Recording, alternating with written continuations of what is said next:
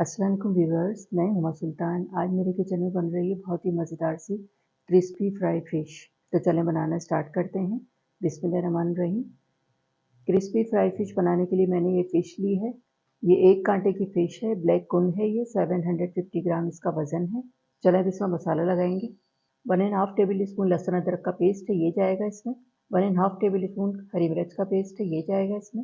Half tea spoon नमक, 1 teaspoon भुना कुटा ज़ीरा, 1 teaspoon chaat masala, half tea spoon गरम मसाला पाउडर, हाफ टी स्पून कुटी हुई लाल मिर्च, हाफ टी स्पून पिसी हुई लाल मिर्च, क्वार्टर टी स्पून हल्दी पाउडर, 1 टीस्पून कसूरी मेथी है और 1 टेबल स्पून कुटा हुआ धनिया है, ये जाएगा इसमें। 1 टीस्पून मैंने अजवाइन ली है, इसको मैं मसल के डालूंगी हाथ पे। Quarter tea spoon food colour, ये जाएगा इसमें।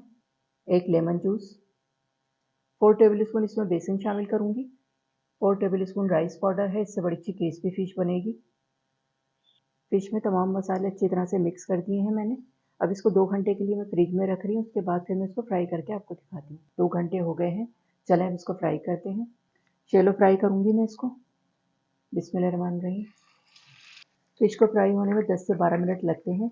4 से 5 मिनट में एक साइड फ्राई करूँगी और 4 से 5 मिनट में इसको पलट के फ्राई करूँगी। फिश को फ्राई होते हुए 10 मिनट हो गए हैं। देखिए कितना अच्छा सा कलर आ गया। पलट पलट के मैंने इसको कलर दिया है। इतनी अच्छी इसकी खुशबू आ रही है कि मैं आपको बता नहीं सकती। फिश को मैंने सर्व किया है सलाद के साथ और ये इमली और पुदीने की चटनी है। इसकी वीडियो आप देख सकते हैं मेरे चैनल पे। और फिश तो इतनी ज़बरदस्त किस्म की बनी है, इतनी अच्छी इसकी खुशबू आ रही है, बहुत ही चटपटी और मज़ेदार।